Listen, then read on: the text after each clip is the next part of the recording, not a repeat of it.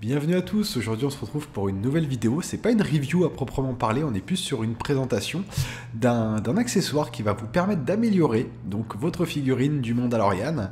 Donc c'est la TMS 007 qui est sortie l'année dernière chez Hot Toy, donc c'est celle qui reprend un petit peu le code de vestimentaire du début de la série, quand on découvre le Mandalorian, quand il n'a pas encore de partie Beskar à part son casque forcément.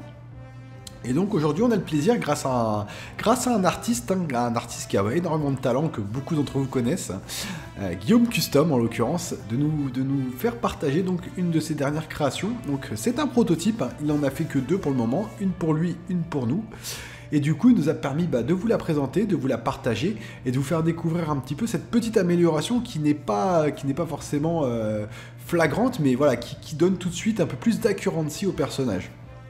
Donc au niveau de la pièce, on va pas vous faire trop attendre, voilà, c'est une épaulière, voilà, c'est l'épaulière donc du coup côté gauche, donc ça c'est celle que Guillaume Custom a dessiné, a créé, a imprimé, a peint, il a vraiment donné un skin différent, vous voyez au niveau de tout ce qui est weathering, au niveau de tout ce qui est usure, le chape du milieu pareil est un peu plus grosse, la courbure, tout est un peu différent, de toute façon vous voyez, on va comparer avec la Hot Toy.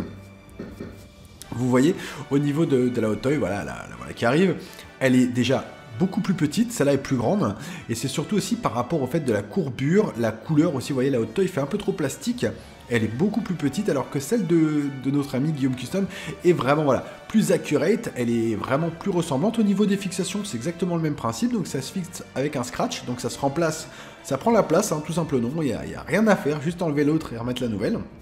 Donc comme vous pouvez le voir, pareil, au niveau de tout ce qui est vraiment angle, c'est vraiment différent. Celle de Hot Toy est vraiment bien faite, mais celle de Guillaume, voilà, elle est beaucoup plus accurate. De toute façon, on va vous les montrer après sur le personnage, rassurez-vous. Mais vous voyez, celle de Hot Toy, on a vraiment cet aspect un peu trop plastique, alors que voilà, celle-là, elle est vraiment plus réaliste. Vous voyez, pareil au niveau de la courbure, vous voyez que la Hot Toy est un peu trop arrondie, celle-là est plus droite. C'est vraiment, voilà, c'est vraiment les polières de base qu'on retrouve d'ailleurs dans la série, au début de la série, avant qu'il change d'épaulière, bien entendu, et qu'il ait son épaulière Beskar. Et on trouvait que c'était un petit accessoire sympa qui permettait déjà d'enlever cet aspect un peu plastique. Donc comme vous pouvez le voir, il s'est vraiment... Bon après c'est Guillaume Custom, on le connaît, il a vraiment appuyé sur les détails, le weathering, le paint en lui-même, la création, tout est vraiment bien fait, c'est bien géré, quoi. Il n'y a rien qui dépasse. De ce côté-là, non, c'est un bon artiste. Après, voilà, on le connaît un petit peu, donc on sait à quoi s'attendre, quoi. On n'est pas surpris de la qualité de la réalisation qu'il nous propose. Donc là, vous allez voir tout de suite, on va vous montrer donc la figurine avec deux profils. Donc voilà, avec à gauche l'épaulière de Guillaume Custom et à droite l'épaulière de Hot Toy. Et vous voyez clairement, une fois posée sur la figurine, il n'y a pas photo, quoi. Celle de Guillaume, elle est nettement plus réaliste, nettement plus accurate, elle ressemble beaucoup plus à la série. Et on n'a pas cet aspect plastique, voilà. C'est ça qui est un peu dommage sur Hot Toy, qui est déjà très bien réalisé, mais le vernis ou la couche de vernis est un peu trop plastique.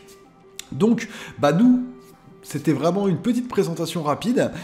Vous avez ici donc l'Instagram de Guillaume Custom, qui est vraiment... là, récemment, il a fait des masques de Jin Sakai. Des masques d'ailleurs qu'on vous fera découvrir. On a la chance de vous le faire découvrir dans pas longtemps. Voilà, c'est quelqu'un, faut le suivre, parce qu'il fait vraiment des trucs super. C'est quelqu'un d'adorable. C'est un artiste, mais pas que. C'est quelqu'un qui a le cœur sur la main, qui prendra le temps qu'il faut pour vous répondre et pour vous guider, peu importe la demande que vous ayez à faire. Et aujourd'hui, des artistes comme ça, on n'en a pas beaucoup. En plus, c'est un artiste français, donc Cocorico.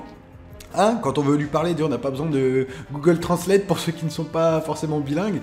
Donc c'est quelque chose, voilà, c'est quelque chose que nous on aime appuyer. Et c'est surtout quelqu'un d'adorable et quelqu'un qui a un talent monstre. Donc voilà, en tout cas pour nous, c'était un plaisir de vous la présenter.